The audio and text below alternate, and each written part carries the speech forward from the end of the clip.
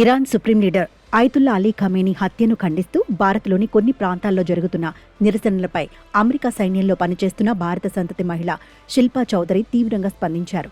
America green card holder అయిన ఆమె ఇన్స్టాగ్రామ్లో ఒక ఎమోషనల్ వీడియో పోస్ట్ చేశారు.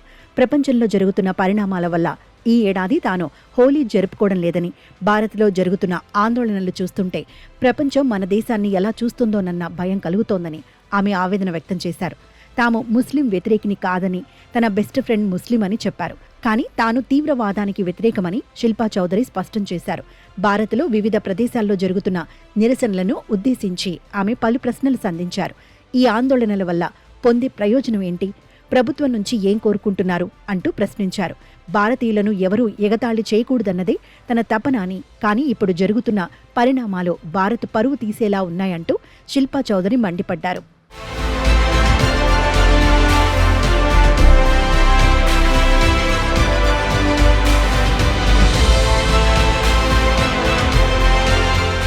అయితే జమ్మూ కశ్మీర్లో వేలాది మంది షియా ముస్లింలు రోడ్లపైకి వచ్చి ఖమేనీ మృతికి సంతాపం ప్రకటిస్తూ నిరసనలు చేస్తున్నారు. దీనిపై శిల్పా చౌదరి ఘాటుగా స్పందించారు. ఖమేనీ మృతితో ఇరాన్ ప్రజలే సంబరాలు జరుపుకుంటున్నారు.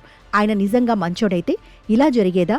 ఇప్పటికైనా కళ్లు తెరవండి, విశాలంగా ఆలోచించండి అంటూ ఆమె సూచించారు.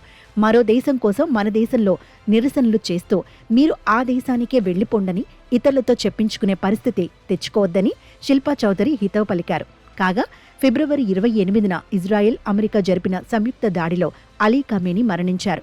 1989లో తన తండ్రి మరణం తర్వాత ఇరాన్ సుప్రీం లీడర్గా బాధ్యతలు చేపట్టిన ఆయన దాదాపు 4 దశాబ్దాల పాటు ఇజ్రాయెల్, అమెరికాలకు ప్రధాన శత్రువుగా ఉన్నారు. గతంలో ఆయనపై అనేక హత్యాయత్నాలు జరిగినా తప్పించుకున్నారు. కానీ చివరకు అమెరికా, ఇజ్రాయెల్ జరిపిన దాడుల్లో తన కార్యాలయంలో ఖమేనీ ప్రాణాలు కోల్పారు. కాగా భారత్ను ప్రపంచమంతా గౌరవిస్తోందని, ఆ గౌరవాన్ని కాపాడుకోవాల్సిన బాధ్యత మనందరిపై ఉందని శిల్పా చౌదరి తన వీడియోలో పేర్కొన్నారు.